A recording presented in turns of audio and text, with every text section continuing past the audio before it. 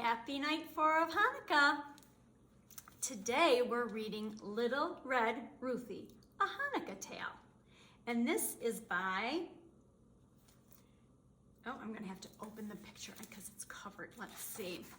Gloria Coster, and the pictures are by Sue Eastland.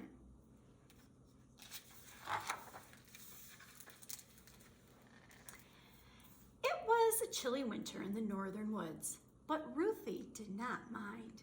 Every year, she and her grandmother made latkes together for Hanukkah. Today, she was on her way to Baba Basha's house on the other side of the forest. She's getting her red coat. Do you like the color red? I do. Ruthie was taking sour cream and applesauce to go along with the yummy potato pancakes they would make. She carefully packed her basket and kissed her mother goodbye. Stay safe, my little Red Ruthie, and stick to the path. I promise, Mommy, she said, and skipped along the trail. Uh-oh. Who is that? Yeah, that's a wolf. I wonder what's going to happen. Snow began to fall. Soon a white blanket covered the ground, causing Ruthie to lose her way. Suddenly, something jumped out from behind a tree.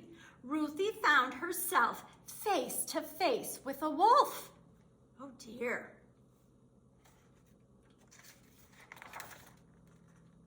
Little girl, said the wolf, I am going to eat you up. Ruthie's heart raced. Her tummy flip-flopped, but she could not let the wolf know she was scared. It was Hanukkah, and Ruthie wanted to be brave as the Maccabees. Look, can you see the other animals in the picture? What's up here? Yeah, it's an owl. How about right here? Yep, a birdie. And let's see, how about way over here? It looks like a cat, but I think it's a squirrel.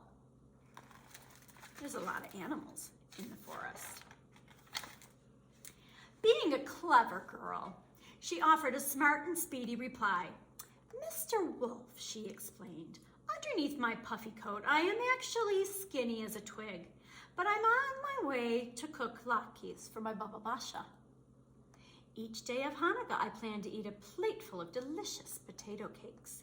When the holiday is over, I am sure to be as round as a pancake myself. If you wait just 8 days, you are guaranteed to have a better meal. Why not eat me then?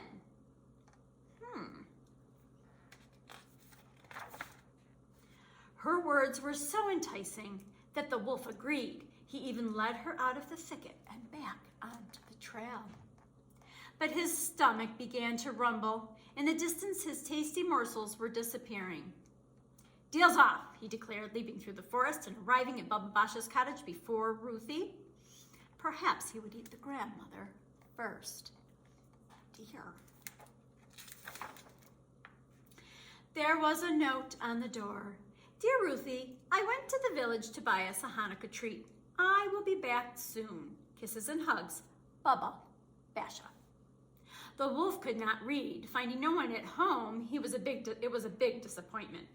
While waiting for Ruthie to arrive, he entertained himself by trying on some of Baba Basha's clothes, admiring himself in the mirror. How do you think he looks? I think he looks silly myself. But I do like the red shoes.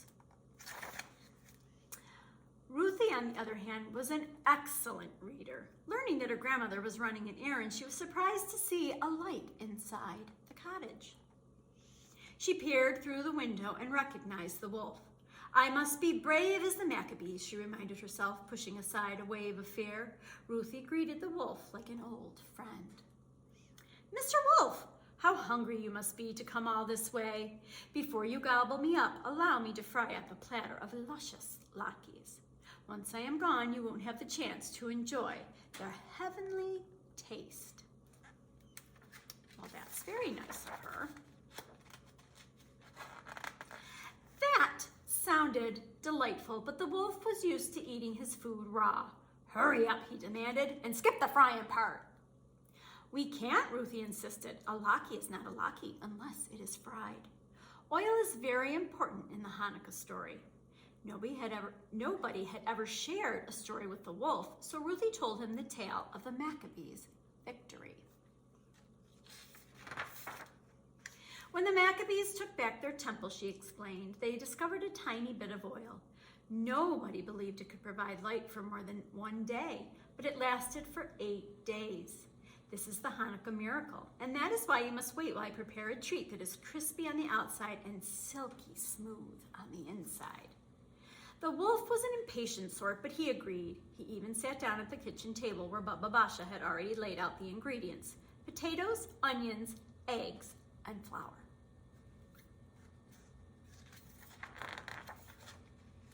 Ruthie was thankful for all the time she and her grandmother had made latkes together, but could she make them on her own? Do you think she'll be able to? I think so too. As she worked, Ruthie found she remembered the entire recipe by heart. Soon the irresistible aroma of the sizzling latkes filled the room. "Aren't they ready yet?" whined the hungry wolf. By the time Ruthie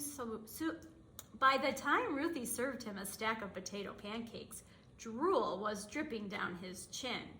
He ate a plateful, and then another, and then another. Baba Basha returned, horrified to see Ruthie in danger. Fortunately, the wolf was now full up to his eyeballs and very groggy. "Baba," said Ruthie, "our guest has been munching on some latkes, but it is surely time for his main course."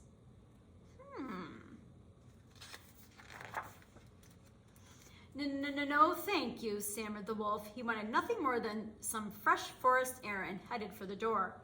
"What a pity you must leave," said Baba Basha, "but we can't send you on your way without a treat." I wonder what they're going to give him.